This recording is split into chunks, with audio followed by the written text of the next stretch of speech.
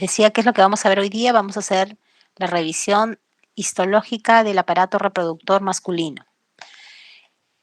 Bueno, una imagen general de los órganos que vamos a revisar. Vamos a identificar al órgano principal de este aparato reproductor, que vendrían a ser el testículo, los conductos intratesticulares, los conductos extratesticulares que están llevando los espermatozoides, ¿no?, hacia la uretra masculina, y todos los órganos que atraviesen estas vías excretores.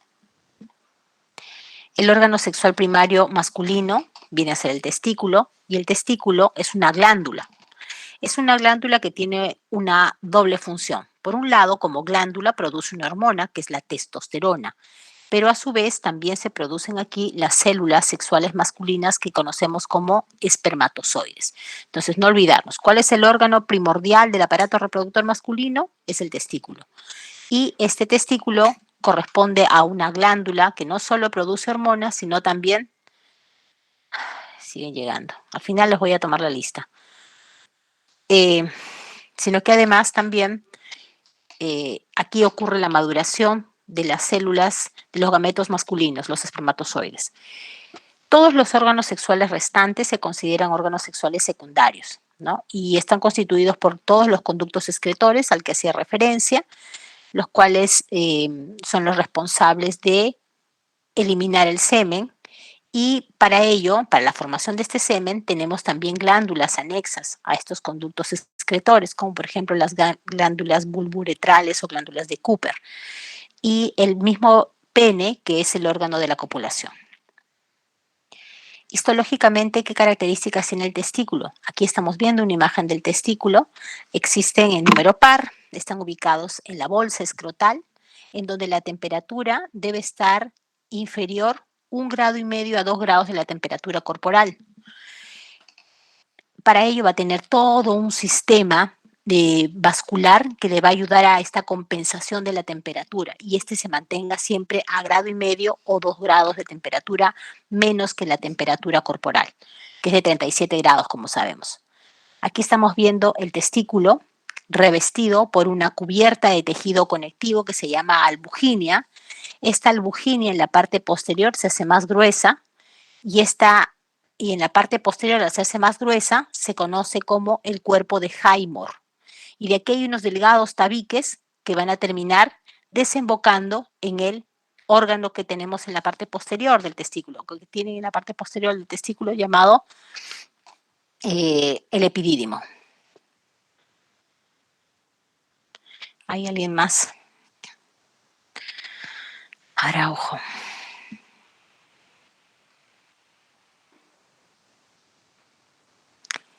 De este mismo tabique también vamos a ver cómo parten de este mediastino testicular, que es la parte posterior del testículo, de donde parten estos conductos que están desembocando en el epidídimo. También vemos que de ese mismo tabique, de ese mediastino posterior, vemos unas prolongaciones de tejido conectivo que terminan dividiendo el órgano en lobulillos. Entonces, la unidad funcional del testículo sería el lobulillo testicular. Cada una de esas unidades la estamos viendo aquí, divididos por unos tabiques intratesticulares. En la parte posterior, lo que identificamos como el engrosamiento de esta albuginia, el cuerpo de Highmore, esta zona está ocupada por todo un sistema, una red de inducción de los espermatozoides para que estos lleguen finalmente hasta el epidídimo. La primera red que se forma vendría a ser la llamada red de testis, y de ella salen luego o se continúan unos conductos llamados conductillos eferentes, no conducto deferente como el que ven en la imagen. El conducto se llama eferente y son estos que están desembocando en la cabeza del epidídimo.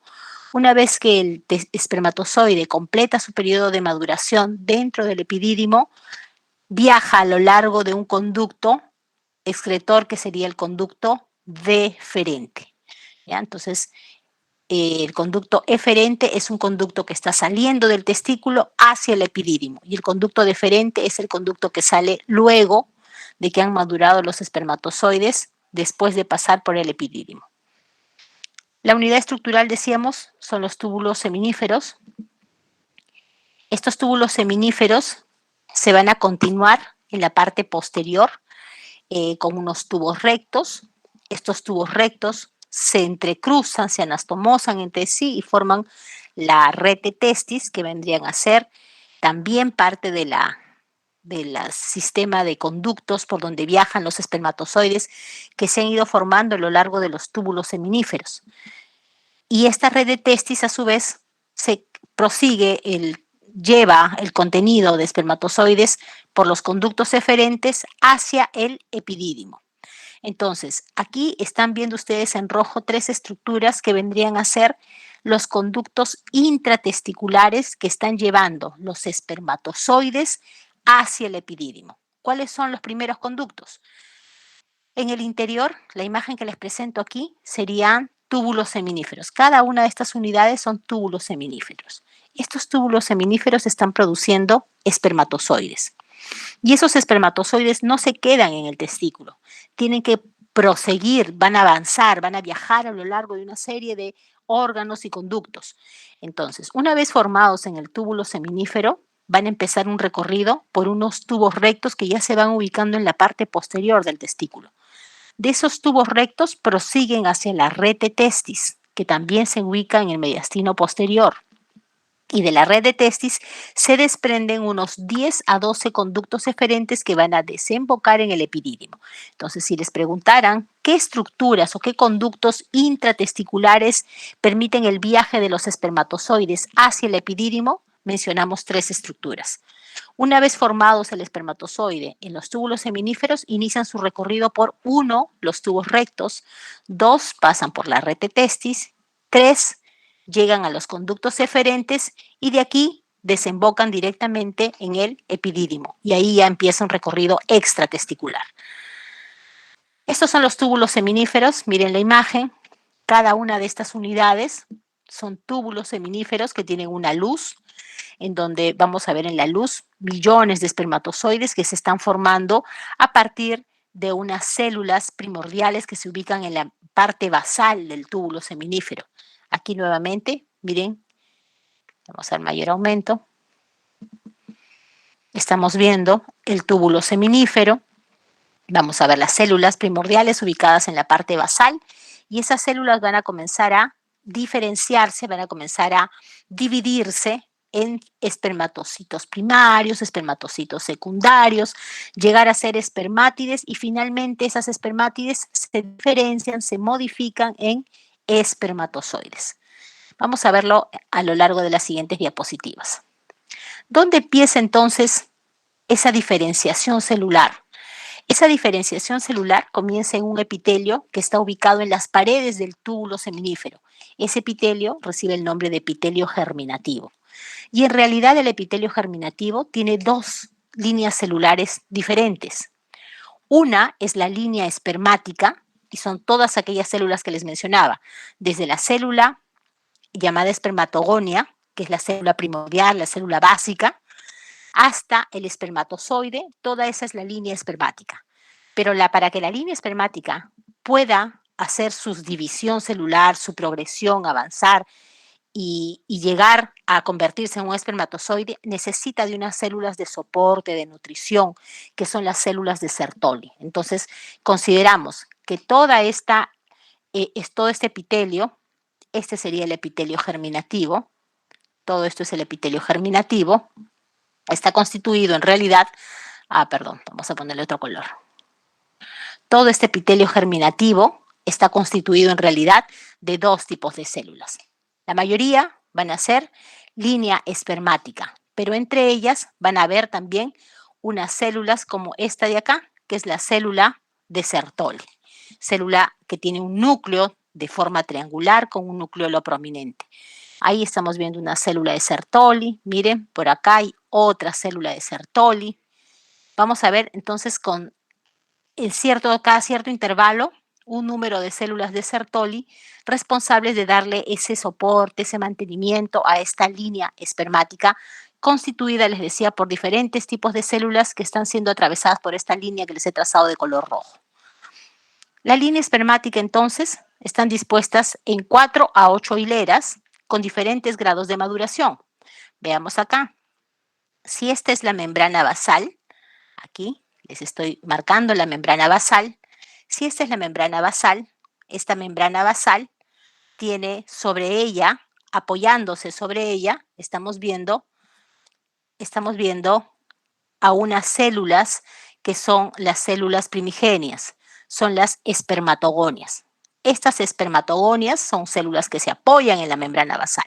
Estas luego se van a dividir y van a dar origen a los espermatocitos primarios, estos a su vez se dividen en espermatocitos secundarios y estos en espermátides. Entonces lo que estamos viendo es que la línea espermática son varias hileras de células interpuestas, sobrepuestas, mejor dicho, una sobre otra, 4 a 8 hileras y con diferente grado de madurez, ¿no? Desde las espermatogonias, que son las células más primitivas, hasta la célula más diferenciada que vendría a ser el espermatozoide. Entonces, si les preguntaran, ¿qué células conforman el epitelio? ¿Qué células conforman la línea espermática?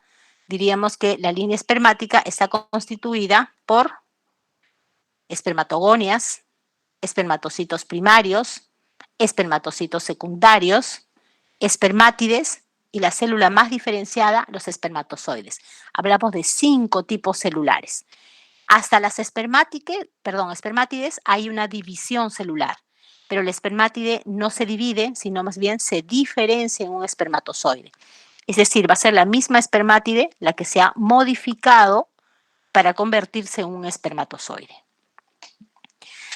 Nuevamente otra imagen en donde estamos viendo el túbulo seminífero. ¿Y qué es lo que vemos en el túbulo seminífero?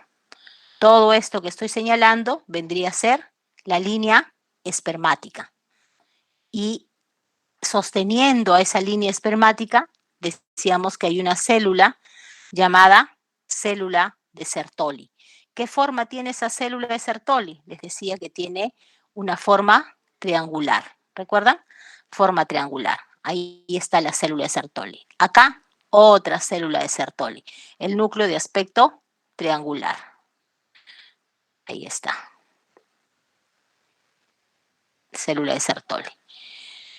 Y toda la línea espermática formada por las células que se ubican apoyadas en la membrana basal, las espermatogonias. Estas espermatogonias se diferencian en unas células más grandes, que son los espermatocitos primarios. Estos también, se dividen, ¿no? Las espermatogonias se dividen en unos espermatocitos primarios. El espermatocito primario también se divide en espermatocito secundario y a su vez luego se dividen en espermátides. Y esas espermátides son las que se van a diferenciar luego en unos espermatozoides, como la célula que están viendo aquí. ¿Qué es la espermatogénesis entonces? La espermatogénesis vendría a ser el proceso por el cual se están diferenciando las células.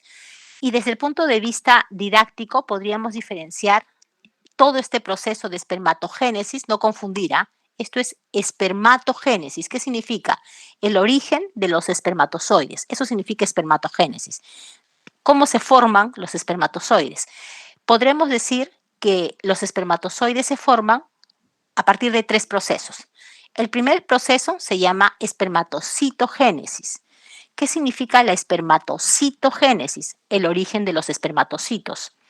Es decir, vamos a tener la división de las espermatogonias, las cuales se van a dividir y van a dar origen a los espermatocitos. Espermatocitos primarios. El segundo proceso sería este proceso de meiosis. El proceso de meiosis mediante el cual el espermatocito hace 2 divisiones consecutivas para disminuir a la mitad el número de sus cromosomas y por tanto la cantidad de ADN, dando origen a través de esta meiosis a un segundo tipo celular que se llaman espermátides. Entonces, con el primer proceso se forman espermatocitos. En el segundo se forman espermátides. Y la espermiogénesis es el proceso mediante el cual las espermátides se van a diferenciar en espermatozoides. Entonces, ¿cómo se originan los espermatozoides? Ay, Dios. ¿Cómo se originan los espermatozoides? A través de 3 procesos. El primer proceso, hemos dicho, se llama espermatocitogénesis, el cual tiene como finalidad dividir la espermatogonia en espermatocitos. El segundo proceso, meiosis meióticas, para reducir la cantidad de ADN y el número de cromosomas y formar espermátides. Y la espermiogénesis es el proceso por el cual se diferencian en espermatozoides. Las espermatogonias son las células que están descansando sobre la membrana basal del túbulo seminífero, y estas son células con un número diploide de cromosomas, y se conoce que hay 2 tipos de espermatogonias, unas que son las de reserva y otras que son las que van a dar el proceso de diferenciación hasta llegar a dar origen a los espermatocitos primarios. Entonces, unas quedan como reserva y otras van a iniciar ese proceso de división celular.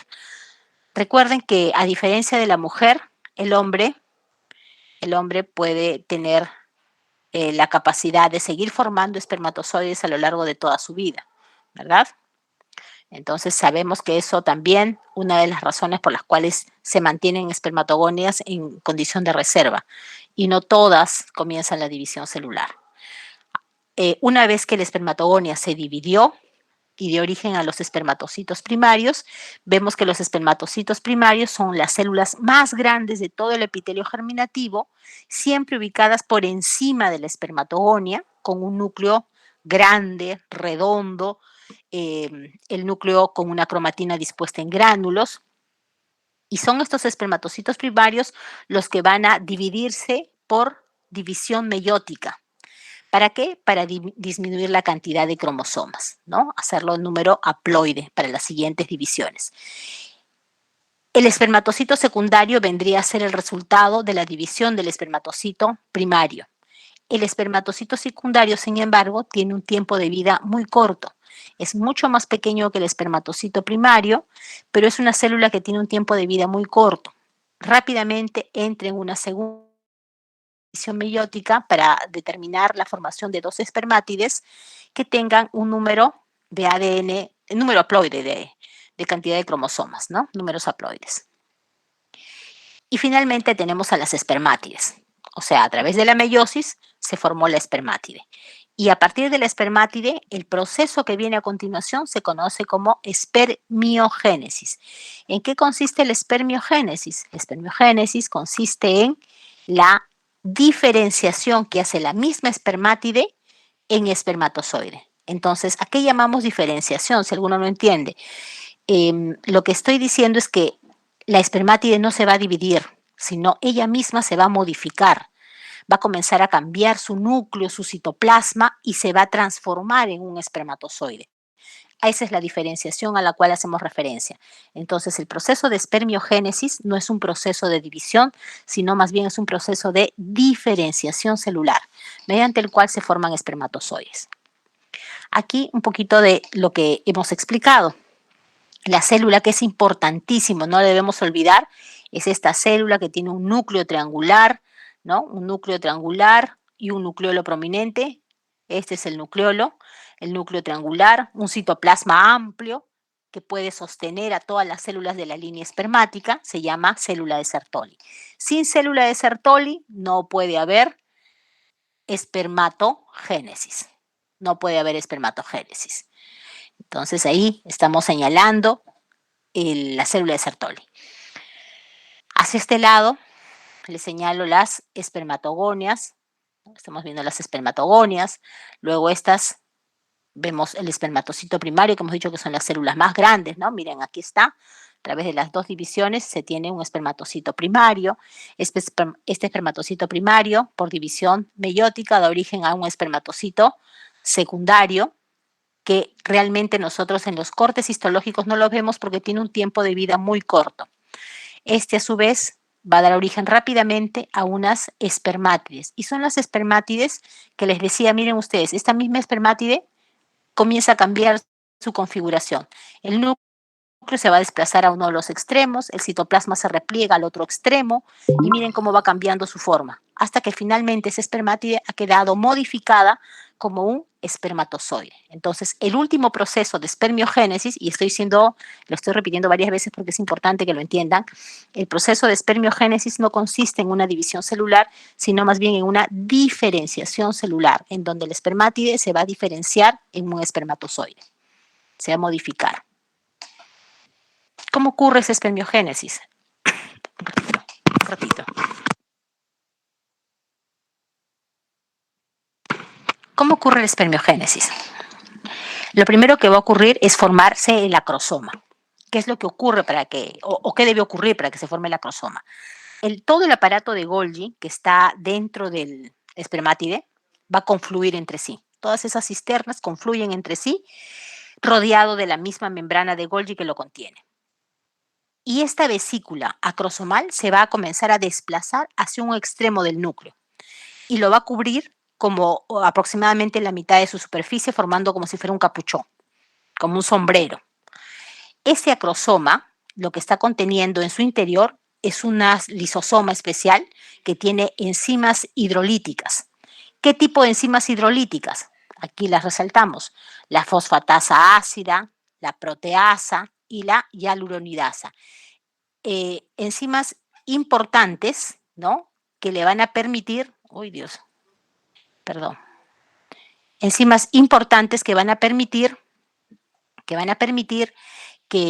una vez que el espermatozoide alcance al óvulo, pueda liberar estas enzimas hidrolíticas y estas enzimas le puedan abrir el paso sobre la cabrona radiada y la zona pelúcida que está rodeando al ovocito y pueda ocurrir la fecundación.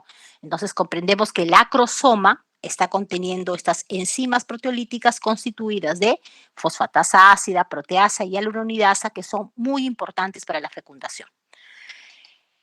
Los centriolos, a su vez, una vez que el aparato de Golgi confluye y forma el acrosoma conteniendo estas enzimas hidrolíticas, los centriolos de la célula, de la espermátide, se van a ir al lado opuesto del núcleo, en donde va a formar uno de posición distal, se va a ubicar para formar el flagelo, que vendría a ser la cola del espermatozoide.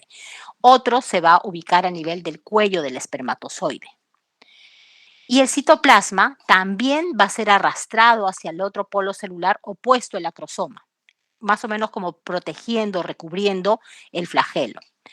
Todo el resto de citoplasma que ya no sirve para cubrir, ¿no? Que ha quedado restante de lo que está cubriendo el flagelo, todo el resto de ese citoplasma va a ser fagocitado por esa misma célula que les decía yo que es importante para poder entender la espermatogénesis, que es la célula de Sertoli.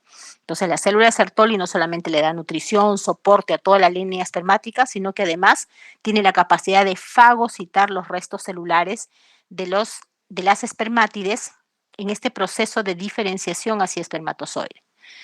Hay una pequeña cantidad de citoplasma que tiene mitocondrias que van a ser muy importantes y se van a disponer en forma de espiral, formando la pieza intermedia, que van a estar justo antes del flagelo. Y la función va a ser que en esta pieza intermedia que contiene gran cantidad de mitocondrias se va a tener la energía necesaria para darle el movimiento a la cola del espermatozoide. Además de que no solamente es la mitocondria la única responsable de generar la energía para el movimiento del espermatozoide, sino también los carbohidratos que están en el esperma, ¿no? Es ese fluido donde viaja el espermatozoide. Esos carbohidratos van a ser la fuente para la producción de la energía. El núcleo también va a sufrir algunos cambios, como por ejemplo se va a alargar para formar la cabeza del espermatozoide, y es aquí donde está contenido el ADN con el material genético.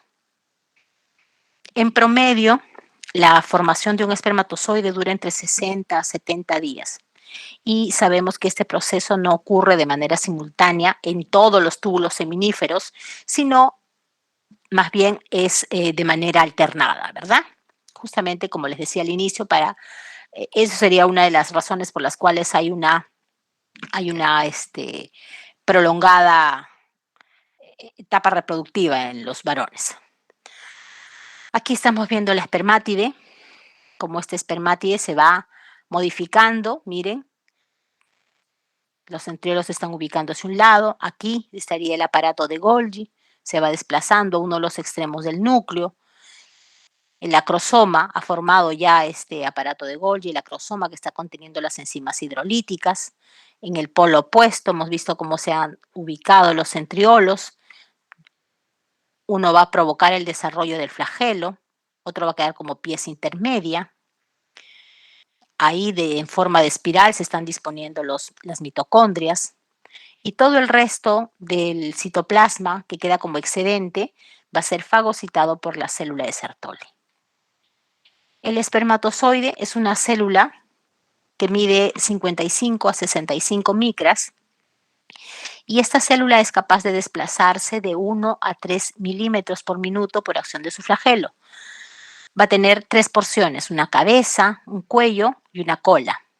La cabeza, como hemos dicho, es una cabeza ovalada que presenta el núcleo, que tiene el material genético, y por encima, como un capuchón, el acrosoma, que está cubriendo sus 2/3 anteriores.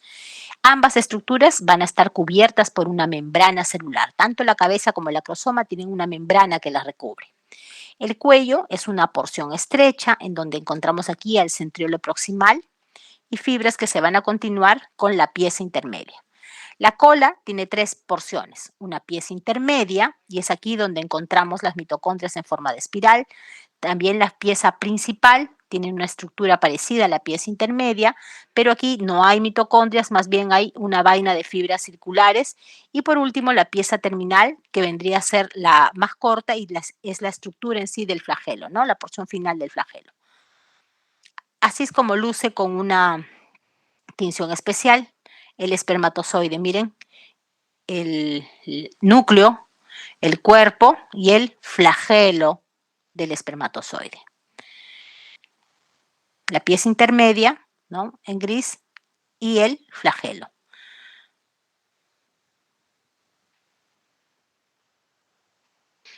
Aquí estamos viendo una imagen del túbulo seminífero. En este túbulo seminífero podemos ver, les decía, estamos señalando, todo esto es la línea espermática. La línea espermática sostenida por unas células que tienen un núcleo de aspecto triangular. Esas células con núcleo de aspecto triangular son las células de Sertoli, ¿no? Alternadas cada cierto tramo, vamos a ver células de Sertoli. Y por ejemplo, si tuviéramos que mencionar las células que descansan sobre la membrana basal, como por ejemplo esta, sería la célula llamada espermatogonia. Encima, unas células más grandes son los espermatocitos primarios y luego hacia la luz estamos viendo las espermátides. Y estas pequeñitas que ven ustedes como unos filamentos hacia la luz vendrían a ser los espermatozoides.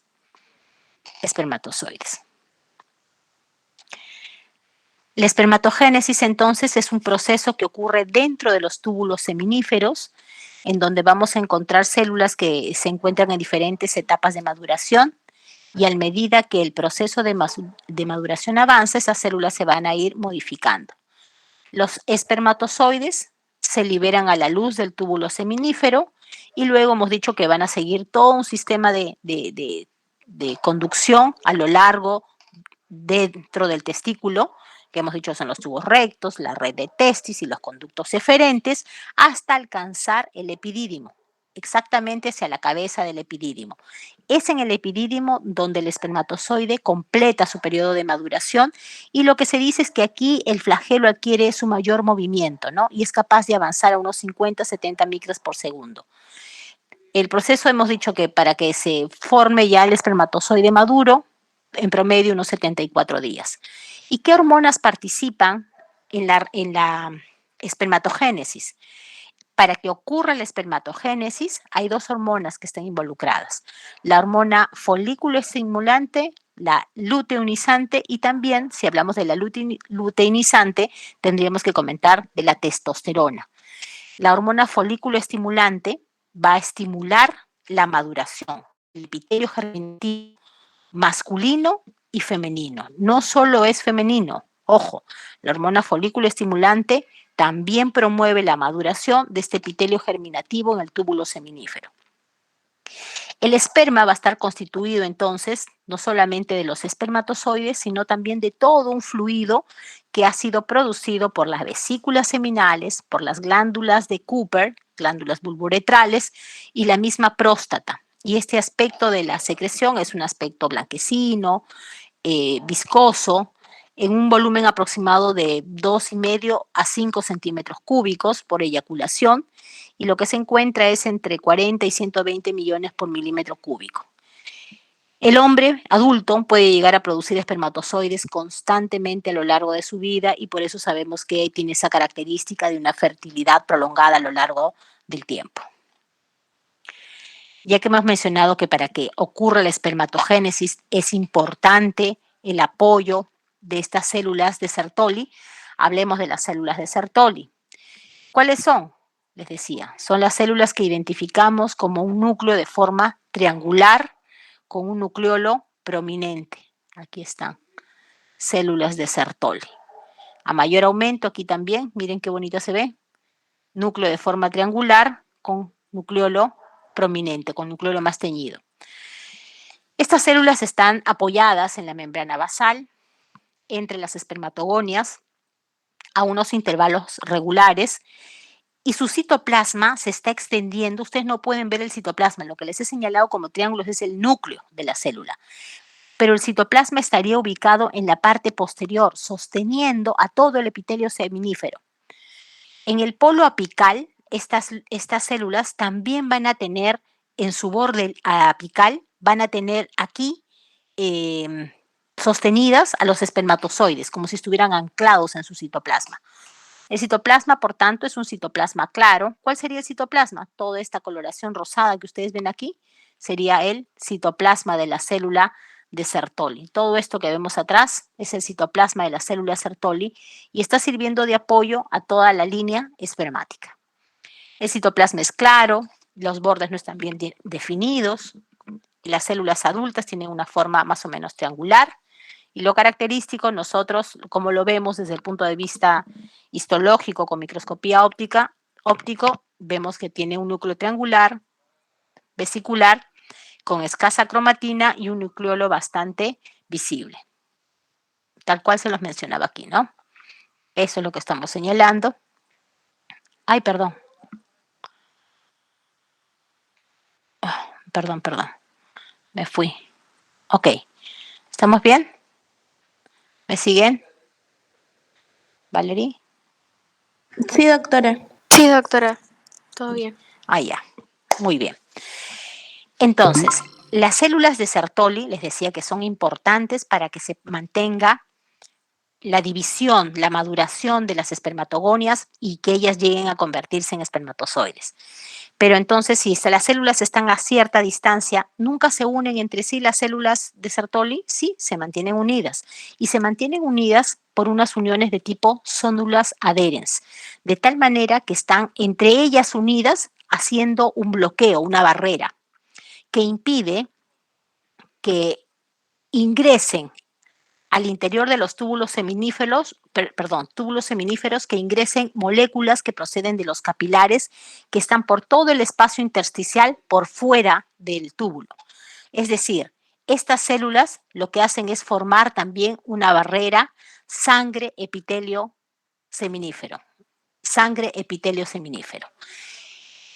Entonces, mis células de Sertoli no solamente me están dando soporte, nutrición, están fagocitando los restos del espermátide, sino que además están constituyendo una barrera entre el epitelio seminífero y la sangre que está por fuera del túbulo. De tal forma que va a dar origen a dos compartimientos. Hablo de un compartimiento intratubular y un compartimiento extratubular, impidiendo que cualquier sustancia antigénica que esté en la sangre pueda alcanzar a los espermatocitos y todas las células que derivan de los espermatocitos, ¿no? Como serían los espermatozoides.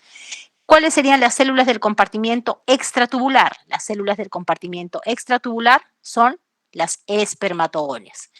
Y las células que tienen que ver con el compartimiento intratubular son los espermatocitos, todo lo que está por dentro, espermatocitos, espermátides y los mismos espermatozoides.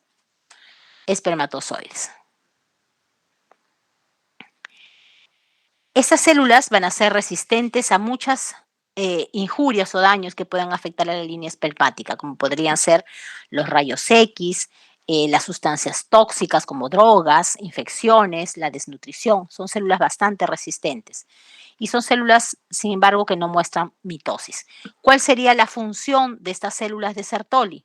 Por un lado, hemos dicho que participan en la regulación de la espermatogénesis, como sintetizando productos que van a favorecer la maduración, la diferenciación de las células germinales, ¿no? Y dos, son capaces de digerir los fragmentos de citoplasma del, del espermátide en ese proceso de diferenciación hacia espermatozoide. Y para ello son células que van a tener entonces también lisosomas que ayuden a digerir, a fagocitar esos fragmentos celulares. Entonces, por un lado está la regulación de la espermatogénesis como a través de la nutrición, favoreciendo la nutrición, la maduración de las células germinales y por otro lado, favoreciendo también la fagocitosis de los restos celulares. ¿Cuáles son los conductos intratesticulares? Los conductos excretores intratesticulares. Recordemos que el espermatozoide se forma dentro del túbulo seminífero, pero no se queda ahí, sino que tiene que empezar un recorrido por fuera del testículo. El primer lugar a donde va a llegar es el epidídimo. Entonces vamos a tener un conjunto de conductos que van a llevar el espermatozoide hacia el epidídimo. ¿Dónde comienza? Comienzan en los tubos rectos.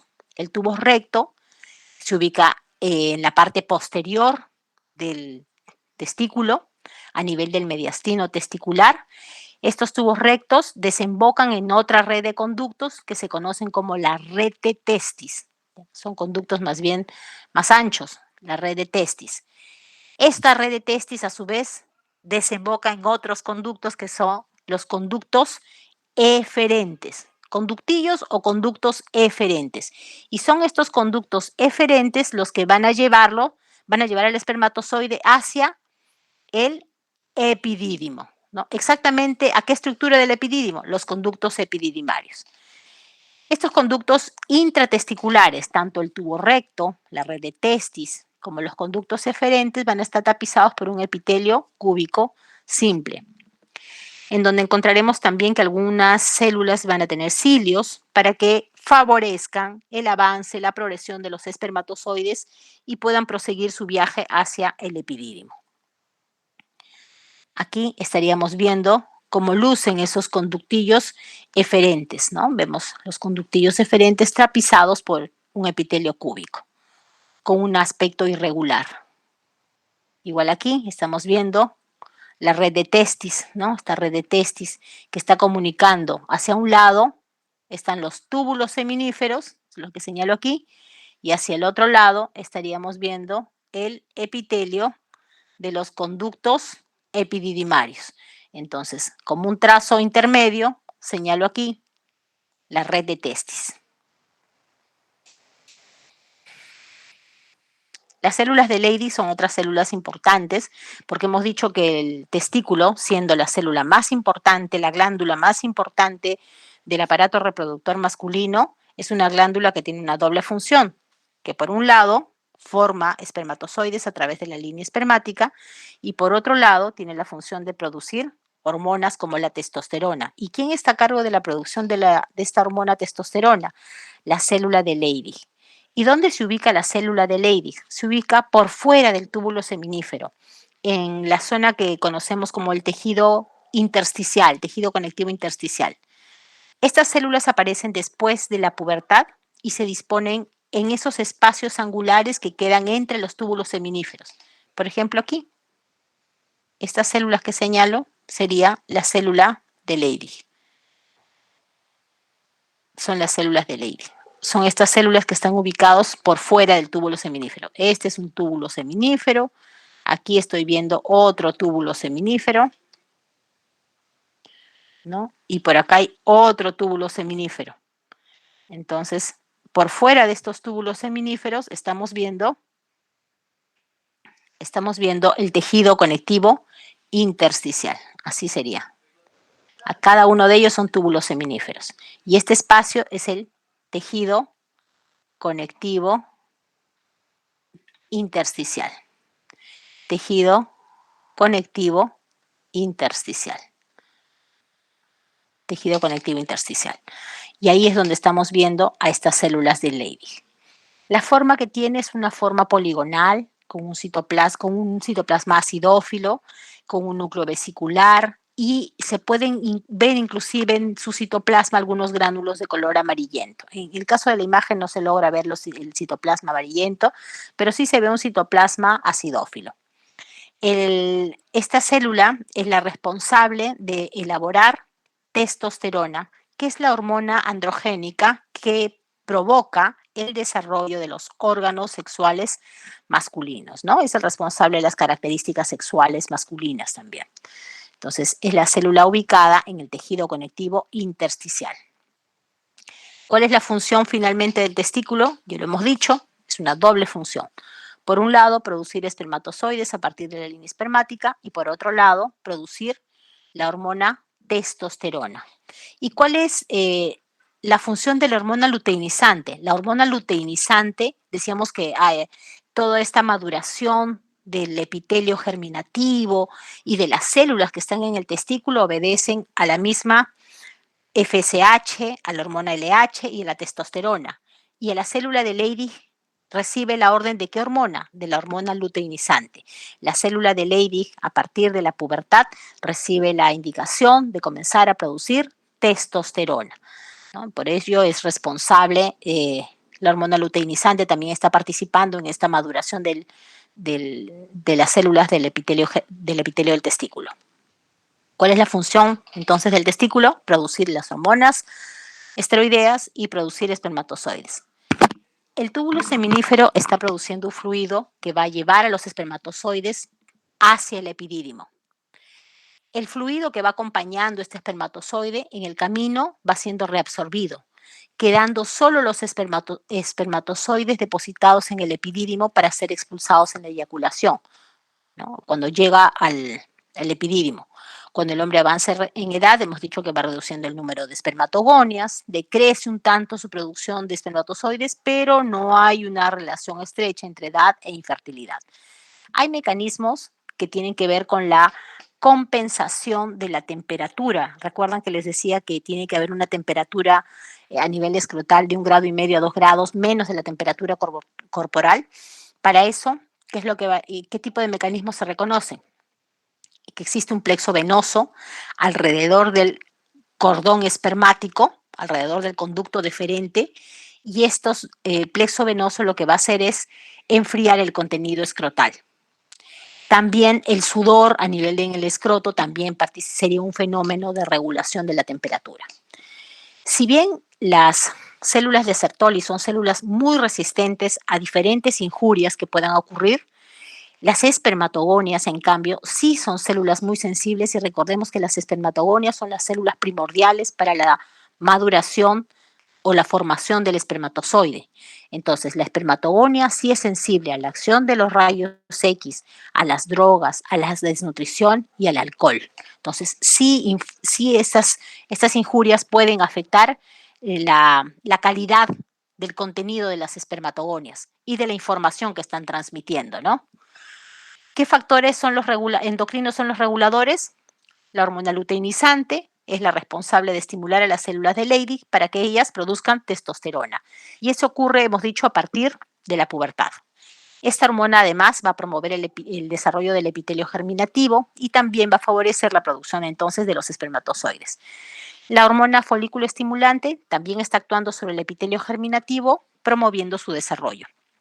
Y en la gestación es la hormona gonadotropina placentaria la responsable de estimular a las células del testículo fetal para que produzcan testosterona y ocurre la diferenciación de los genitales masculinos del embrión.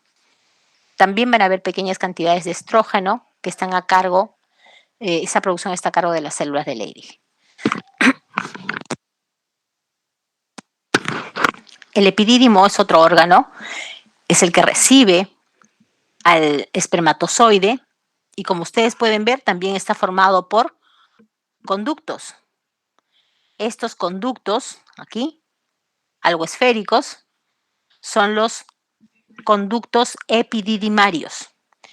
El órgano está formado por un tubo que sigue un trayecto tortuoso y que se repliega sobre sí mismo, ubicado en el borde superior del testículo. El epitelio que está tapizando a estos conductos epididimarios es un epitelio de tipo pseudoestratificado, cilíndrico, con estereocilios. Estas células cilíndricas que forman el epitelio pseudoestratificado son células que tienen gránulos de pigmento y muestran además estereocilios. Como es un epitelio pseudoestratificado, no todas las células van a ser unas células cilíndricas que alcancen el borde libre, sino también voy a tener unas células cilíndricas de poca altura, ¿no? Decimos que hay unas células basales. La membrana basal es una membrana delgada y por fuera de ella hay de disposición circular, ubicamos unas fibras musculares lisas. La función del órgano sería mantener a los espermatozoides para que completen su periodo de maduración, adquiriendo movilidad del flagelo, ¿no? Todo el líquido con el cual venían los espermatozoides, recuerdan ustedes que a lo largo de estos tubos rectos, retetestis y conductos eferentes, hay un fluido que los va acompañando, pero en el camino van a ser reabsorbidos, sobre todo a nivel del epidídimo. Una vez que el espermatozoide alcanza su periodo de maduración, viaja fuera del epidídimo y lo hace a través del conducto deferente. Este conducto deferente es un órgano par que está comunicando el epidídimo. Recuerden que tenemos dos epidídimos, uno a cada lado en la parte posterior de cada testículo, y está comunicando el epidídimo con la uretra prostática. Va a atravesar hasta llegar a la uretra prostática. Abandona el escroto y llega a la región inguinal y la pared lateral de la pelvis. Las paredes de este conducto deferente, como estamos viendo, está constituido de 3 capas. Una capa mucosa, una gruesa capa muscular y una adventicia importante. Es en esta adventicia en donde encontramos el plexo venoso pampiniforme. Plexo venoso pampiniforme. ¿Cómo es el epitelio? El epitelio, como es todo lo que recibe procede de los conductos epididimarios. El epitelio también es parecido al conducto epididimario, o sea, es un epitelio pseudoestratificado, cilíndrico, con estereocilios. Su lámina propia va a tener fibras elásticas y hace una serie de repliegues. Como ustedes ven, es una luz irregular. El epitelio hace una luz irregular, algo estrellada. Inmediatamente debajo del epitelio estamos viendo la lámina propia y luego aparece hasta en 3 disposiciones fibras musculares lisas. Decimos que las fibras musculares van en disposición longitudinal, circular y longitudinal externa. Longitudinal interna, circular media, longitudinal externa. La adventicia es la capa final, está constituida por tejido conectivo con fibras nerviosas y un plexo venoso que merece un nombre diferente, es el plexo venoso pampiniforme. Este plexo venoso muchas veces puede dar lugar a dilataciones varicosas y es parte de estos mecanismos de compensación de la temperatura al que hacíamos referencia hace unos instantes. El plexo venoso pampiniforme entonces se ubica en la adventicia. Miren, ¿dónde está? Ubicado en la adventicia del conducto deferente. Pregunta de examen. ¿Dónde se ubica el plexo venoso pampiniforme? En la adventicia del conducto deferente. Las vesículas seminales son otras formaciones, otras glándulas anexas al aparato reproductor masculino. Van a ser formaciones tubulares que se desprenden de los conductos deferentes. Miden de 5 a 7 centímetros y lo que vemos es que forman una serie de circunvoluciones sobre sí mismas cubiertas por un tejido conectivo. ¿Cuál es la función de las vesículas seminales? Es producir un líquido amarillento, viscoso, que se va a eliminar junto con los otros productos de secreción que van a formar el semen. ¿Y qué es lo que contiene este líquido amarillento y viscoso? Contiene metabolitos, contiene globulina, vitamina C y fructosa, Importante la fructosa cuando hablamos de garantizar la movilidad de los espermatozoides. Entonces, este fluido, con el aporte de estos metabolitos como la vitamina C, la globulina y la fructosa, están garantizando la movilidad de los espermatozoides. ¿Cómo luce el epitelio de la vesícula seminal? Como ustedes pueden ver, es un epitelio que tiene numerosos pliegues. Es un epitelio que tiene pliegues, hablamos de pliegues de primer orden o pliegues primarios, que son aquellos que nacen aquí de la parte basal, y de los que derivan de estos pliegues primarios son los pliegues secundarios, son aquellos que están orientados hacia la luz. Entonces, en la vesícula seminal veremos una capa mucosa, una capa muscular y por último una adventicia. Y en la capa mucosa es característico los pliegues primarios y pliegues secundarios, o pliegues de primer orden y de segundo orden. La próstata es otro órgano, otra glándula anexa. Es una glándula que está envolviendo la uretra en la primera parte de su recorrido, en la primera parte del recorrido de la uretra, por debajo de la vejiga. ¿Y cómo está constituida? Está constituida de 30 a 50 glándulas tubuloalveolares. Todas estas glándulas tubuloalveolares van a tener fibras musculares lisas que las están sosteniendo, que están formando el estroma del órgano. Todas estas glándulas, les decía, son las que estamos viendo en la imagen. Estas son las glándulas tubuloalveolares que forman el parénquima de la glándula prostática. Y todo lo que veo alrededor de estas glándulas tubuloalveolares vendría a ser, aquí lo pongo con la letra E, es el estroma. El estroma está constituido de fibras musculares lisas. Si nos preguntan cómo está constituido ese epitelio glandular, es decir, cómo está tapizado esas glándulas tubuloalveolares, diremos que están tapizadas por un epitelio glandular cúbico. A veces las células son más altas, un epitelio glandular cilíndrico, y lo que contienen en su interior estas células son lisosomas con enzimas como fosfatasa ácida, que va a ser eliminada al exterior por la secreción prostática, y que sabemos que también esta secreción prostática forma parte de este fluido que forma el semen, ¿no? Estamos viendo entonces las glándulas tubuloalveolares. La secreción glandular se puede observar, como están viendo aquí, en la luz de la glándula tubuloalveolar. Estamos viendo la secreción alveolar, que se ve como una masa de color rosado o acidófilo, y que en los hombres de mayor edad se pueden calcificar y dar origen a los cuerpos amiláceos, ¿no? Que son como unos pequeños cálculos. Y esta glándula se presentan, además, estas glándulas entonces van a presentar el producto de secreción, como lo estamos viendo aquí, que son los cuerpos amiláceos, cuando están calcificados, que se pueden calcificar. Los cuerpos amiláceos es la secreción que tiene la glándula en la luz. Y estas secreciones se pueden llegar a calcificar, y eso ocurre en los varones de edad avanzada.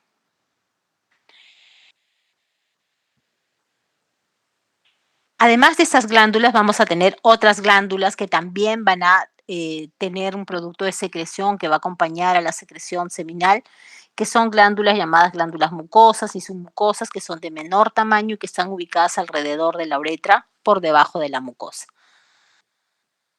Otras glándulas que también están en número par y aportan su secreción para la formación de este semen son las glándulas de Cooper. Son glándulas de aspecto túbulo alveolar, mucosecretoras, que están descargando su secreción en la uretra como resultado de estímulos eróticos, con la finalidad de lubricar la uretra masculina. Recuerden que la uretra masculina es una vía de excreción no solamente de la orina, sino también del semen. Entonces, muchas veces para alcalinizar el medio, la secreción de las glándulas bulbouretrales van a servir para la lubricación de esta uretra masculina. El epitelio de las glándulas bulbouretrales está relacionado con la producción de testosterona. Entonces, cuando se produce la testosterona, se desarrolla el epitelio de las glándulas de Cooper o bulbouretrales. Los acinos, estamos viendo aquí la presencia de unos acinos tapizados por un epitelio cilíndrico, con células que tienen un citoplasma claro, un núcleo alargado, de posición basal, y por fuera de las células epiteliales encontraremos también células mioepiteliales o células en cesta, y se distribuyen en unas tabiques de tejido conectivo que lo sostienen y que están formando el estroma. Ese es el aspecto que tienen las glándulas bulbo-uretrales o llamadas también glándulas de Kupler. El pene es el órgano de la copulación y este está constituido por 3 cuerpos cavernosos de forma cilíndrica rodeados por una membrana de tejido conectivo fibroelástico que lo une directamente a la piel. Los cuerpos cavernosos son de ubicación dorsal, mientras que el cuerpo esponjoso, que es único, está ubicado de posición ventral. Y este cuerpo esponjoso es el que contiene la uretra masculina. Los cuerpos esponjosos no tienen uretra, los cuerpos esponjosos son 2 de ubicación dorsal, el cuerpo esponjoso es 1 de ubicación ventral y contiene la uretra masculina. El surco dorsal va a ser menos profundo que el ventral y está ocupado, en este caso, en la zona dorsal, está ubicado por la arteria y la vena dorsal del pene. Aquí en la imagen están viendo los 2 cuerpos cavernosos y en la parte inferior el cuerpo esponjoso. El cuerpo esponjoso va a tener de forma característica esta estructura que vendría a ser la uretra masculina. Esta que estoy señalando es la uretra masculina, es característica de este cuerpo esponjoso. Y esta sería la zona donde se ubica la arteria y vena dorsal del pene, en la parte superior. Los cuerpos cavernosos, vamos a ver que están constituidos por un sistema de lagunas, espacios o lagunas tapizadas por un endotelio vascular. ¿Qué es un endotelio vascular? Un epitelio simple plano, separados por unos tabiques fibrosos que tienen fibras musculares lisas, y esas fibras musculares van a estar dispuestas tanto en forma circular como en forma longitudinal. Y además, entre estos senos, estos espacios, vamos a encontrar también arteriolas. Arteriolas como la arteriola helicínea, pero no es la única, sino también puede encontrar venas capilares. La arteriola helicínea que deriva de la arteria cavernosa. Es la arteriola helicínea la responsable de la erección. Entonces merece importante mención, ¿no? Las arteriolas helicíneas son las responsables del fenómeno de la erección.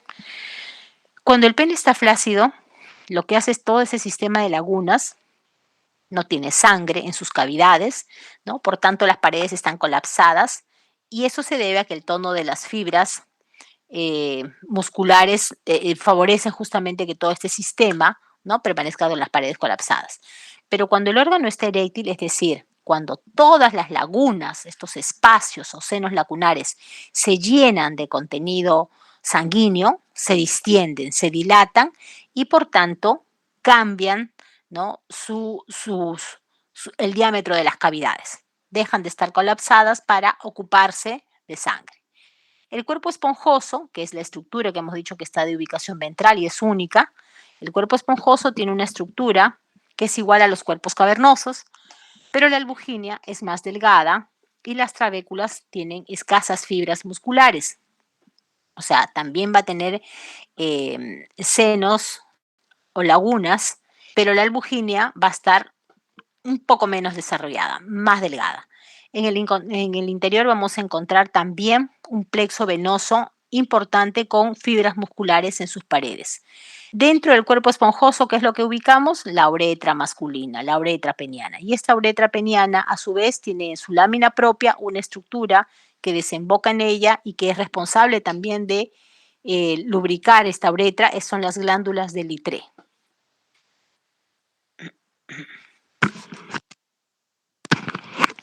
El pene va a estar cubierto por una piel delgada, elástica, que carece de tejido adiposo hipodérmico. A ese nivel no vamos a encontrar más que epidermis y dermis, con una mayor cantidad de pigmento melánico que el resto del cuerpo, pero que carece de pelos excepto en la zona de la raíz del pene, en donde el pelo puede ser abundante y grueso. En el extremo anterior, esta piel va a formar el prepucio, que es un repliegue que recubre el glande, y en la cara interna del prepucio vamos a observar una membrana húmeda, que justamente esa característica de mucosa húmeda se debe a que hay unas glándulas sebáceas modificadas que no tienen folículos pilosos alrededor, por eso decimos que son glándulas sebáceas modificadas, y estas son las glándulas de Tyson.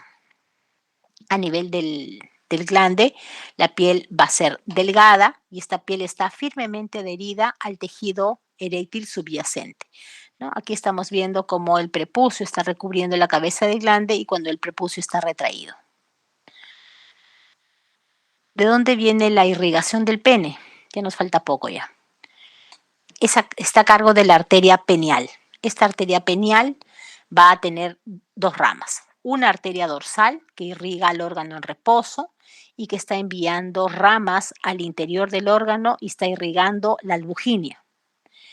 Este ingresa a los tabiques más gruesos de los cuerpos cavernosos y se dividen en los capilares que drenan sangre en las lagunas para que evacúen la sangre por las venas de la albuginia y luego por la vena dorsal del pene. Pero también da otra rama que es la arteria profunda del pene. Esta se ubica, se dispone en cada cuerpo cavernoso y va recorriéndolo en sentido longitudinal, pero en el interior del pene da origen a unas arteriolas. La arteria profunda da origen a unas arteriolas que son las arteriolas helicíneas y el nombre obedece a que sigue un trayecto helicoidal, de ahí el nombre de arteriola helicínea. ¿Por qué se caracteriza la arteriola helicínea? Es una arteriola que tiene una doble capa muscular, una capa muscular circular interna y longitudinal externa. Además, la capa íntima está como plegada, formando unos pliegues longitudinales. Estas arteriolas van a abrirse directamente el espacio hacia los senos lacunares y son los que van a llevar la sangre para que ocurra el fenómeno de la erección. Pero ¿cuándo es que llevan la sangre hacia los senos lacunares?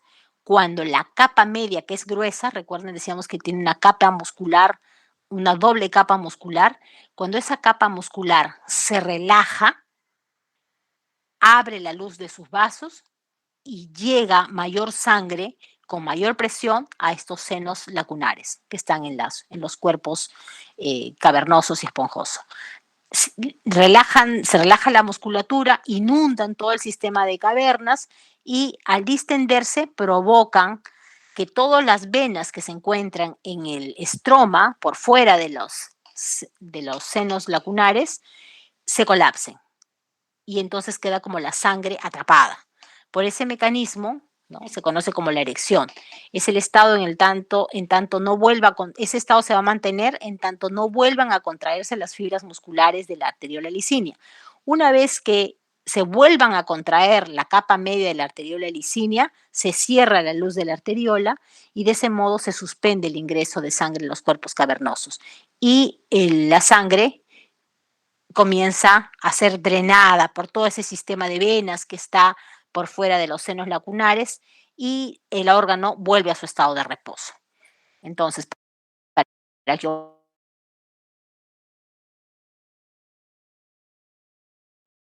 ocurra que la arteriola helicínea relaje su capa media como respuesta a los estímulos erógenos, ¿no? Se relaja la capa media de la arteriola helicínea y comienza a llegar más sangre a los senos o lagunas. Entonces miren cómo se ha distendido los senos o lagunas y el retorno venoso ha quedado disminuido. La sangre queda atrapada dentro de los senos o lagunas y mientras no ocurra la contracción nuevamente de la capa media de la arteriola helicínea, esos espacios o senos lacunares van a seguir ocupados por sangre. Durante la erección, entonces los vasos sanguíneos se relajan para ayudar a que fluya más sangre al cuerpo cavernoso. La inervación del pene, el pene tiene una inervación que es sensitiva y que procede de los nervios espinales y también presenta terminaciones sensitivas libres y terminaciones encapsuladas, como serían los corpúsculos de Meissner, de Pacini, los bulbos de Krauss. En el glande no hay receptores de sensibilidad, no hay receptores para la sensibilidad térmica ni la sensibilidad táctil suave. Y son los nervios del sistema vegetativo, simpático y parasimpático, que provienen del plexo prostático, los que se van a distribuir en la musculatura de las trabéculas de los cuerpos cavernosos y de las mismas arteriolas helicíneas. ¿no? Y es por eso que los factores erógenos son los que estimulan la contracción de esas, la relajación de la capa media y la arteriola lisínea. Bien, chicos, esa sería la clase que teníamos pendiente. No sé si hay alguna pregunta.